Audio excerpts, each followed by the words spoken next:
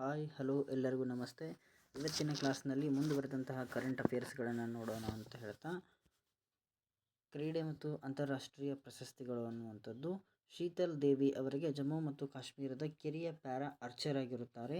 ಇವರಿಗೆ ವಿಶ್ವ ಆರ್ಚರಿ ಸಂಸ್ಥೆಯಿಂದ para archer of the year ಅಂತಕ್ಕಂಥ ಗೌರವವನ್ನು ಸಿಕ್ಕಿದೆ ಅನ್ನುವಂಥದ್ದು. ಆಮೇಲೆ ಸೆಕೆಂಡ್ ಬರ್ತಕ್ಕಂಥದ್ದು ಅಬೆಲ್ ಪ್ರಶಸ್ತಿ, ಗಣಿತದ ನೊಬೆಲ್ ಎಂದೇ ಖ್ಯಾತಿಯನ್ನು ಪಡೆದಿರುವಂತಹ ಪ್ರಶಸ್ತಿ ಇದು. ಗಣಿತ ತಜ್ಞ ಶ್ರೇಷ್ಠ ಜರ್ಮನಿಯ ಗಣಿತ ತಜ್ಞರಾಗಿರ್ತಕ್ಕಂಥ ಗರ್ಡ್ ಪಾಲಿಡ್ಸ್ ಅವರಿಗೆ ಈ ಒಂದು ಪ್ರಶಸ್ತಿಯನ್ನು ನೀಡಿದ್ದಾರೆ ಅಥವಾ ಅವರಿಗೆ ಒಂದು ಸಮ್ಮಾನವನ್ನು ದೊರೆತಿದೆ ಅನ್ನುವಂಥದ್ದು.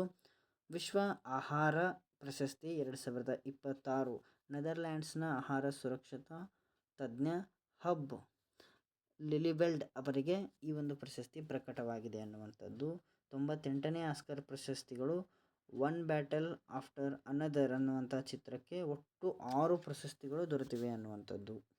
ಅದೇ ರೀತಿ ಮುಂದುವರೆದ ಪ್ರಮುಖ ಗೌರವ ಅಥವಾ ಪುರಸ್ಕಾರಗಳು ಯಾವಪ್ಪ ಅಂತಂದ್ರೆ, ರಾಜ್ಯ ಮತ್ತು ರಾಷ್ಟ್ರೀಯ ಗೌರವಗಳು. ಬಸವ ರಾಷ್ಟ್ರೀಯ ಪುರಸ್ಕಾರ, ರಾಷ್ಟ್ರೀಯ ಬಸವ ಪುರಸ್ಕಾರ 2025 ಬೆಳಗಾವಿಯ ಸಿದ್ದರಾಮ ಶರಣರಿಗೆ ಪ್ರದಾನವನ್ನು ಮಾಡಲಾಗಿದೆ.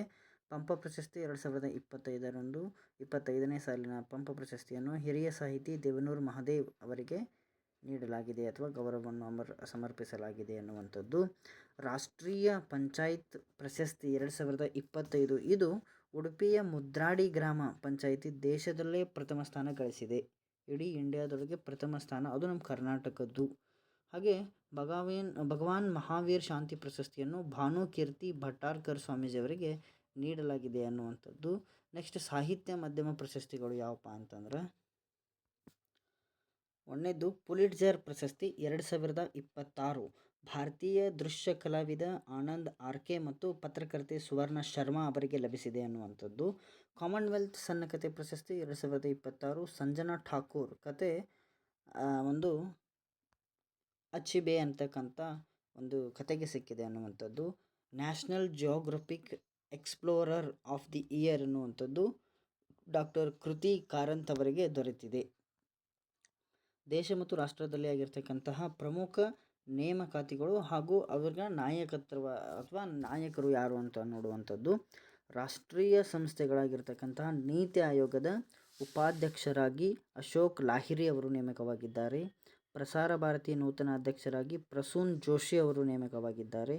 ರಾಜ್ಯ ಮಾಹಿತಿ ಆಯೋಗದ ಮುಖ್ಯ ಆಯುಕ್ತರಾಗಿ ಜೆ ಸತ್ಯನಾರಾಯಣ್ ಇವರೊಬ್ಬರು IAS ಆಫೀಸರ್ ಆಗಿ ನೇಮಕ ಆಗಿರುತ್ತಾರೆ. ಮತ್ತು ರಕ್ಷಣಾ ಹಾಗೂ ಜಾಗತಿಕ ಮಟ್ಟದಲ್ಲಿ ನೌಕಾಪಡೆಯ 27ನೇ ಮುಖ್ಯಸ್ಥರಾಗಿ ಕೃಷ್ಣಸ್ವಾಮಿ ನಾಥನ್ ಅವರು ಆಯ್ಕೆಯಾಗಿರುತ್ತಾರೆ ಅಥವಾ ನೇಮಕವಾಗಿರುತ್ತಾರೆ. CDS ನಾಯಕತ್ವ 3 ಸೇನೆಗಳ ಮುಖ್ಯಸ್ಥರು ಇವರು ಅನ್ನುವಂಥದ್ದು. ಸೇನಾಪಡೆಗಳ ಮುಖ್ಯಸ್ಥರಾಗಿ NS ರಾಜಸುಬ್ರಮಣಿ ಅವರು ಆಯ್ಕೆಯಾಗಿರುತ್ತಾರೆ. ಮತ್ತು ಅಂತಾರಾಷ್ಟ್ರೀಯ ಅಥವಾ ಜಾಗತಿಕ ಮಟ್ಟದಲ್ಲಿ ಆ್ಯಪಲ್ನ CEO ಆಗಿ ಜಾನ್ ಟರ್ನರ್ ನೂತನ CEO ಆಗಿ ಅಪಾಯಿಂಟ್ ಆಗಿರುತ್ತಾರೆ. ಹಾಗೂ ಇದರ ಜೊತೆಗೆ ರಾಜ್ಯದ ಪ್ರಮುಖ ಮುಖ್ಯಮಂತ್ರಿಗಳು ಯಾರಪ್ಪ ಅಂತಂದ್ರೆ, ಕರ್ನಾಟಕದ ನೂತನ ಮುಖ್ಯಮಂತ್ರಿಯಾಗಿ DK ಶಿವಕುಮಾರ್ ಅವರು ಅಧಿಕಾರವನ್ನು ವಹಿಸಿಕೊಂಡಿದ್ದಾರೆ. ಅಸ್ಸಾಂನ ಮುಖ್ಯಮಂತ್ರಿಯಾಗಿ ಹಿಮಂತ್ ಬಿಸ್ವ ಶರ್ಮಾ ಅವರು ಹಾಗೂ ಪುದುಚೇರಿಯ ನೂತನ ಮುಖ್ಯಮಂತ್ರಿಯಾಗಿ ರಂಗಸ್ವಾಮಿ ಅವರು ಅಧಿಕಾರವನ್ನು ವಹಿಸಿಕೊಂಡಿದ್ದಾರೆ. ಇದರ ಜೊತೆಗೆ ಇತ್ತೀಚೆಗೆ ನೇಮಕವಾಗಿರತಕ್ಕಂಥ ನೂತನ ಶಿಕ್ಷಣ ಸಚಿವ ಕೇಂದ್ರದಲ್ಲಿ ಬದಲಾವಣೆ ಆಗಿರುತ್ತಾರೆ. ಪ್ರಹ್ಲಾದ್ ಜೋಶಿ ಧಾರವಾಡದವರು ಅನ್ನುವಂಥದ್ದು. ಇವರು ನೂತನ ಶಿಕ್ಷಣ ಸಚಿವರಾಗಿ ನೇಮಕವಾಗಿದ್ದಾರೆ. ನಮ್ಮ ರಕ್ಷಣಾ ವಲಯ ಮತ್ತು ಸೇನಾ ಸಮರಾಭ್ಯಾಸಗಳು ಈ ಕೆಳಗಿನಂತಿವೆ. 3D ಪ್ರಿಂಟೆಡ್ ರಕ್ಷಣಾ ಪೋಸ್ಟ್, ಭಾರತೀಯ ಸೇನೆಯ ತ್ರಿಶೂಲ್ ಡಿವಿಷನ್ನಲ್ಲಿ ಪ್ರಥಮ 3D ಮುದ್ರಿತ ರಕ್ಷಣಾ ಪೋಸ್ಟ್ ನಿಯೋಜನೆ. ಹಾಗೂ INS ಅರಿಹಂತ್ ಹಾಗೂ ಅರಿಧಮನ್ ಅನ್ನುವಂಥದ್ದು ಭಾರತೀಯ ನೌಕಾಪಡೆಗೆ ಸೇರ್ಪಡೆಯಾದ 2ನೇ SSBN ಅಣುಶಕ್ತಿ ಚಾಲಿತ ಜಲಲಿಂಗಿ ಅನ್ನುವಂಥದ್ದು.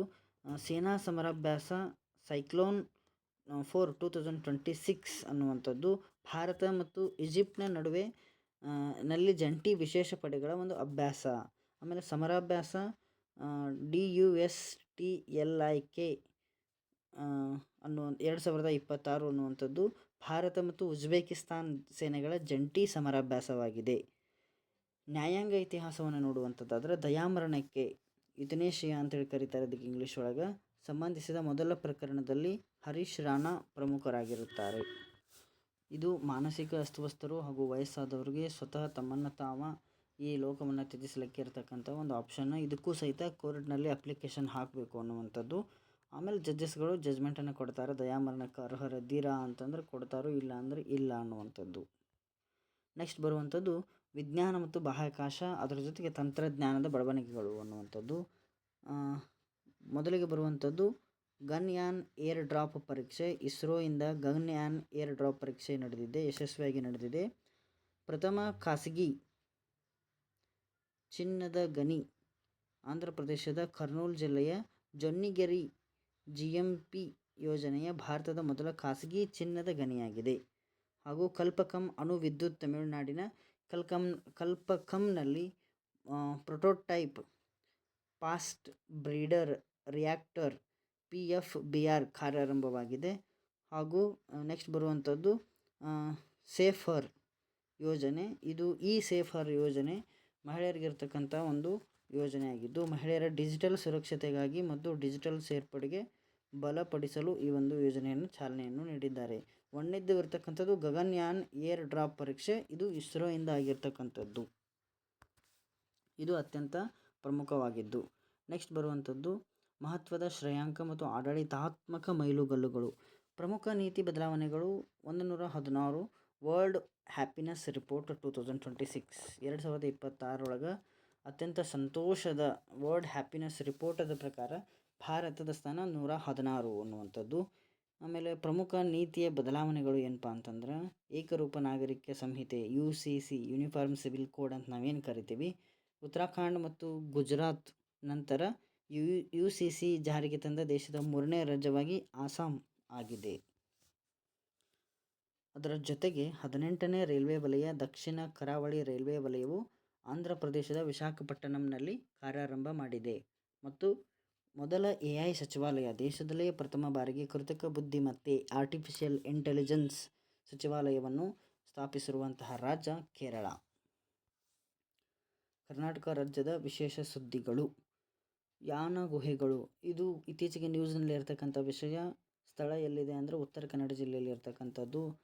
ಪರೀಕ್ಷಾ ಕೀ ಹೈಲೈಟ್ಸ್ ಏನಪ್ಪ ಅಂದ್ರೆ ಪರೀಕ್ಷಾ ಮಹತ್ವ ಏನಿದ್ರ ಏನಿದ್ರ ಕೀ ಹೈಲೈಟ್ಸ್ ಅಂದ್ರೆ GSIನಿಂದ ರಾಷ್ಟ್ರೀಯ ಪ್ರಾಮುಖ್ಯತೆಯ ಭೌಗೋಳಿಕ ಪಾರಂಪರಿಕ ತಾಣ ಎಂದು ಘೋಷಣೆ ಮಾಡಿದ್ದಾರೆ. ರಾಜ್ಯದ ಕೀಟ ಮತ್ತು ಉಭಯವಾಸಿ, ಕರ್ನಾಟಕ ರಾಜ್ಯದಲ್ಲಿ ನೂತನವಾಗಿ ಇತ್ತೀಚೆಗೆ ಘೋಷಣೆ ಆಗಿರ್ತಕ್ಕಂಥ ಎರಡು ಇವು. ಒಂದನೇದು ರಾಜ್ಯದ ಕೀಟ ಮದುವೆ ಜೇನು ಹಾಗೂ ರಾಜ್ಯದ ಉಭಯವಾಸಿ ಮಲೆನಾಡಿನ ಮರಗಂತಿ ಕಪ್ಪೆ ಅನ್ನುವಂಥದ್ದನ್ನು ಘೋಷಣೆ ಮಾಡಿದ್ದಾರೆ. ಕಾಳಿ ಹುಲಿ ಸಂರಕ್ಷಣಾ ಪ್ರದೇಶ, ಇದು ಕೂಡ ನ್ಯೂಸ್ನಲ್ಲಿತ್ತು. ಉತ್ತರ ಕನ್ನಡ ಜಿಲ್ಲೆ ಪರಿಸರದ ಸೂಕ್ಷ್ಮ ವಲಯ ಎಕೋ ಸೆನ್ಸಿಟಿವ್ ಝೋನ್ ಎಂದು ಕೇಂದ್ರದಿಂದ ಅಧಿಸೂಚನೆ ಮಾಡಲಾಗಿದೆ. ಕಾಸರಗೋಡು ಕಡಲತೀರ, ಉತ್ತರ ಕನ್ನಡ ಜಿಲ್ಲೆ, ಇದು ನ್ಯೂಸ್ನಲ್ಲಿ ಇರ್ತಕ್ಕಂಥದ್ದು. ಸತತ 6ನೇ ಬಾರಿಗೆ ಅಂತಾರಾಷ್ಟ್ರೀಯ ಬ್ಲೂ ಫ್ಲ್ಯಾಗ್ ಅನ್ನು ಪಡೆದಿರತಕ್ಕಂಥ ಮಾನ್ಯತೆಯನ್ನು ಪಡೆದಿರುವಂಥ ಆಗಿದೆ. ಆಲೂರು ಅರಣ್ಯ ಮೀಸಲು, ಇದು ಕಲಬುರಗಿಯಲ್ಲಿರ್ತಕ್ಕಂಥ ಜಿಲ್ಲೆಯಲ್ಲಿರ್ತಕ್ಕಂಥ ಒಂದು ವಿಶೇಷ ಸುದ್ದಿ. ಕಲಬುರಗಿಯ ಚಿಂಚೋಳಿಯ ಆಲೂರು ಅರಣ್ಯವನ್ನು ಸಂರಕ್ಷಣಾ ಮೀಸಲು ಪ್ರದೇಶವಾಗಿ ಘೋಷಿಸಲಾಗಿದೆ. ಚಿತ್ತಾಪುರದಲ್ಲಿರ್ತಕ್ಕಂಥ ಒಂದು ಸ್ಥಳವಾಗಿದೆ. ಪ್ರಮುಖವಾದಂತಹ ಮೂಲಸೌಕರ್ಯ ಮತ್ತು ಆರ್ಥಿಕ ವಿದ್ಯಮಾನಗಳನ್ನು ನೋಡುವಂಥ ವಿಧಾನ. ಮೊದಲಿಗೆ ವಿಮಾನ ನಿಲ್ದಾಣ ಮತ್ತು ರಸ್ತೆಗಳು. ನೋಯ್ಡಾ ಜೆಬರಾ ವಿಮಾನ ನಿಲ್ದಾಣ UP ಅಂದರೆ ಪ್ರಥಮ ಹಂತದ ಕಾಮಗಾರಿ ಪೂರ್ಣಗೊಂಡು ವಾಣಿಜ್ಯ ವಿಮಾನ ಸಂಚಾರ ಆರಂಭವಾಗಿದೆ. ಇನ್ನೂ ಪೂರ್ಣಗೊಂಡಿಲ್ಲ ಅನ್ನುವಂಥದ್ದು. ಮೊದಲ ಹಂತದ್ದು ಮಾತ್ರ ಪೂರ್ಣಗೊಂಡಿದೆ. ಗಂಗಾ ಎಕ್ಸ್ಪ್ರೆಸ್ ವೇ 6 ಪಥದ ಎಕ್ಸ್ಪ್ರೆಸ್ ವೇ ಮೀರತ್ ಪ್ರಯಾಗ್ರಾಜ್ ಸಂಪರ್ಕವನ್ನು ಕಲ್ಪಿಸುತ್ತದೆ. 6 ಪಥದ ಮಾರ್ಗವಾಗಿದೆ. ಮೆರೈನ್